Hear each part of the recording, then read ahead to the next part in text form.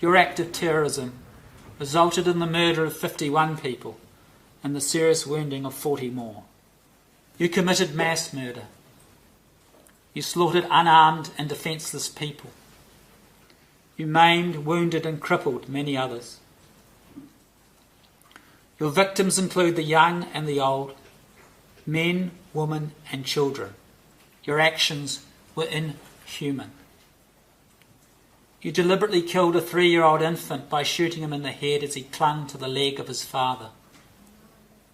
The terror you inflicted in the last few minutes of that small child's life is but one instance of the pitiless cruelty that you exhibited throughout. There are countless more examples. You showed no mercy. Other children were present. A 2-year-old boy was shot and a 4-year-old girl was another of your victims, as were the elderly. Wounded people who were incapacitated and unable to escape were dispatched by you in cold blood, often at point-blank range. You shot people in the back and ignored the pleas of the wounded to be spared. You advanced on them, stood over them, and viciously took their lives. Extremist beliefs and ideologies that seek to promote violence and hate are anathema to the values of acceptance, tolerance, and mutual respect upon which our inclusive society is based and which this country strives to maintain.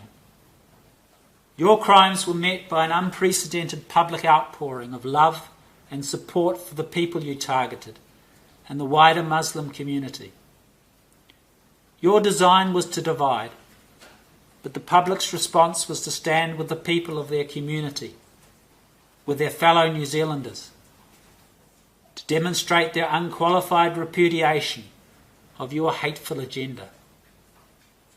You failed. To my observation, however, you remain entirely self-absorbed. You have offered no apology or public acknowledgement of the harm you have caused. There is little to indicate that your pleas denote any deeply held sense of remorse for your victims. Having given the matter much consideration, I am satisfied that no minimum period of imprisonment would be sufficient to satisfy the legitimate need to hold you to account for the harm you have done to the community.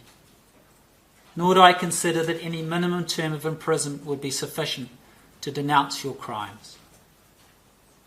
The nature and circumstances for your offending, unprecedented in this country, are such that I consider the requirement that you serve your sentences of life imprisonment for murder without parole on each of the 51 charges of murder, charges 1 to 51.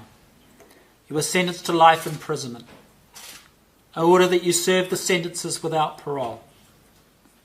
On each of the 40 charges of attempted murder, charges 52 to 91, you are sentenced to concurrent terms of 12 years imprisonment. On the charge of committing a terrorist act, charge 92, you are sentenced to life imprisonment. Stand down.